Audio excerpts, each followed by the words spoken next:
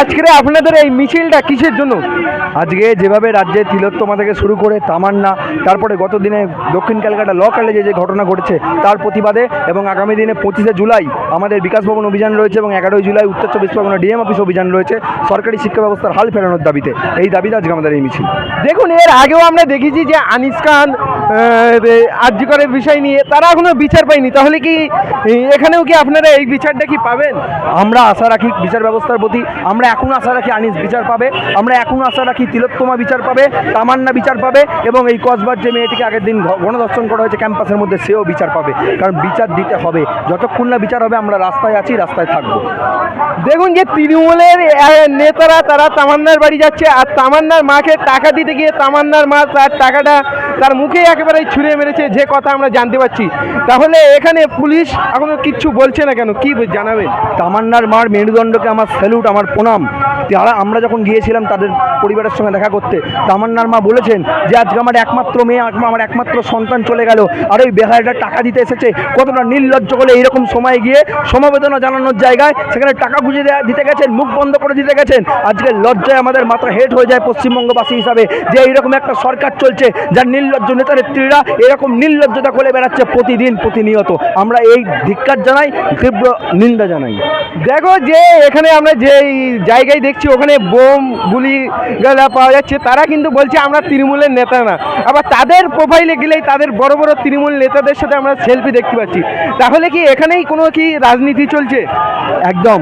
আর যাদের সঙ্গে ছবি দেখতে পাবেন তারাই বলছে যে ওরা তৃণমূলের নেতা না, কোনো সম্পর্ক নেই। তাহলে কি ওদের আত্মীয়, ওদের মামার ছেলে, মাসির ছেলে, যে ওদের সঙ্গে ছবি তুলে রেখে দিয়েছে? সে আছে টিএমসিপির বড় দামড়া নেতা ওই কলেজের, আমরা জানি না? সেখানে দাদা হয়ে বসেছিল, সেখানে বিকাল রাত্রিবেলা কলেজ কিসের ভাই? কলেজ তো চলবে বিকাল অবধি, তারপর কলেজ ছুটি।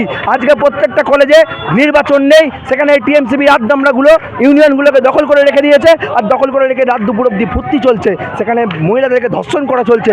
আমরা স্টুডেন্ট ফ্রন্টের পক্ষ থেকে অবিলম্বে প্রত্যেকটা কলেজে গণতান্ত্রিক পদ্ধতিতে নির্বাচন চাই, ছাত্র সংসদ, নির্বাচিত ছাত্র সংসদ কলেজ চালাবে। এইটাই আজকে আমাদের রাস্তা থেকে এই দাবি। দেখুন যে আগের দিনকে আমরা দেখেছি যে আপনারা শান্তভাবে একেবারে থানা ঘেরাও করেছিলেন, আর সেই জায়গায় দাঁড়িয়ে আপনাদেরকে একের পর এক পিকআপ ভ্যানে তোলা হয়। তাহলে কি এখানেও কি শাসক দলের কি কোনো আছে? অবশ্যই আমরা শান্তিপূর্ণভাবে 10 থেকে 15 মিনিট আমরা বসে স্লোগান দিচ্ছি। আমরা পুলিশকে মারতে যাইনি, আমরা থানা ভাঙচুর করতে যাইনি, আমরা বসেছিলাম। হঠাৎ এসে আমাদেরকে তুলে নেওয়া হলো, তুলে নিয়ে লালবাজারে নিয়ে চলে যাওয়া হলো। তারপরে যখন আমাদের চেয়ারম্যান বললেন যে যদি না ছাড়েন আজ রাতের মধ্যে, কালকে সকালে আমি বুঝে নেব, রাস্তার লড়াই রাস্তায় লড়ে নেব, তখন বাধ্য হয়ে রাত 1:40 আমাদেরকে ছেড়ে দিলেন। কী ভেবেছিলেন যে তারপরে আমরা বাড়িতে চলে যাব, গিয়ে লুকিয়ে পড়বো কাঁদার তলায়?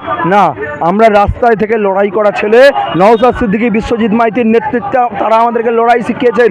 মাহিউদ্দিন আহমেদ আমাদের পর্যবেক্ষক আমাদেরকে লড়াই শিখিয়েছেন। তাই কোনো রকম পিছু হটার জায়গা নেই। আমাদেরকে পরশুদিন অ্যারেস্ট করেছিলেন, 1:40 ছেড়েছেন, 3:40 ট্রেন ধরে আমরা তামান্নার বাড়ি গেছি, আর আজকে এখানে আমরা মিছিল করছি।